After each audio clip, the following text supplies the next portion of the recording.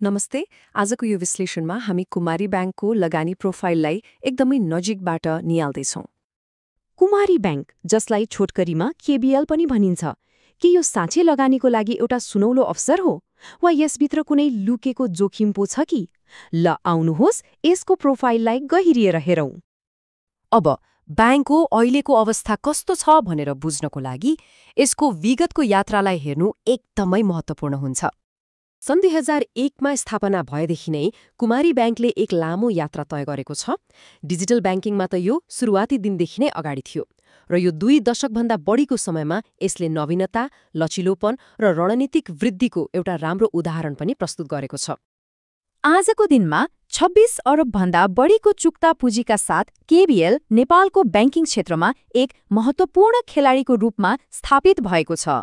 यसलाई मध्यम स्तरको वाणिज्य ब्याङ्कहरूमध्ये एक बलियो प्रतिस्पर्धी बनाएको छ।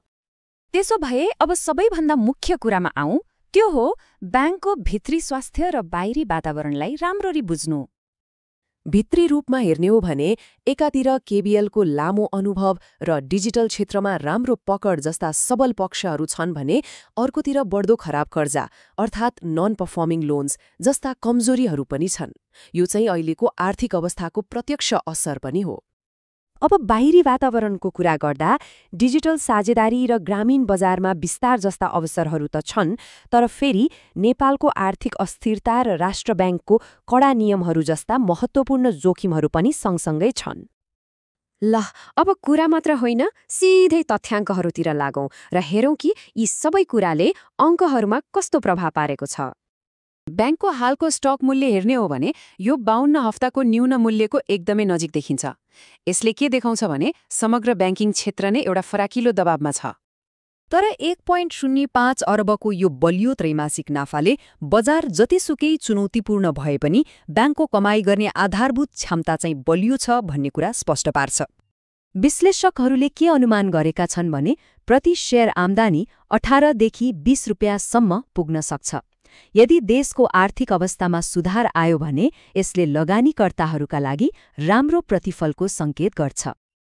आगामी आर्थिक वर्षको लागि गरिएको अनुमान हेर्दा खुद नाफामा एउटा ठूलै फड्को आउन सक्ने देखिन्छ।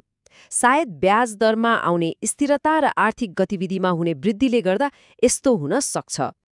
तर एउटा पूर्ण चित्र हेर्नका लागि ब्याङ्कले सामना गरेका चुनौतीहरू र नियामक निकायबाट भएको छानबिनलाई पनि बिर्सन मिल्दैन। सम्पत्ति शुद्धिकरण र कर्जा निक्षेप अनुपात जस्ता विषयमा नियामक कारवाही हुनुले ब्याङ्कको सुशासनमा केही चुनौतीहरू छन् भन्ने देखाउँछ र यसले भविष्यमा ब्याङ्कको प्रतिष्ठामा पनि असर पार्न सक्छ। इक्रा नेपालको यो क्रेडिट रेटिङले स्थितिलाई एकदमै स्पष्ट पार्छ। ब्याङ्कको ऋण तिर्न सक्ने क्षमता त पर्याप्त छ, तर खराब कर्जाको दबाव र आर्थिक अस्थिरताका कारण मध्यम स्तरको जोखिम पनि सँगै छ। त्यसो भए यी सबै कुरालाई ध्यानमा राख्दा कुमारी ब्याङ्कको भविष्य आखिर कस्तो देखिन्छ त?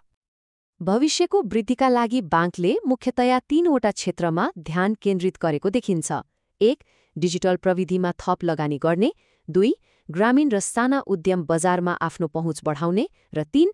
रेमिटान्स तथा पर्यटन जस्ता आर्थिक अवसरहरूको पूरापूर फाइदा उठाउने। छोटकरीमा भन्नुपर्दा केबीएल एउटा लचिलो संस्थाको रूपमा देखिन्छ जसमा नाफाको स्पष्ट सम्भावना छ। तर यो कुरा पनि बिर्सनु हुँदैन कि यसको भविष्य नेपालको समग्र आर्थिक परिदृश्यसँगै जोडिएको छ। त्यसो भए अन्तिम प्रश्न यही रहन्छ, कुमारी ब्याङ्कमा लगानी गर्नु एक सोचे बुझेको कदम हो वा नेपालको भविष्यको स्थिरतामाथि खेलिएको एउटा बाजी?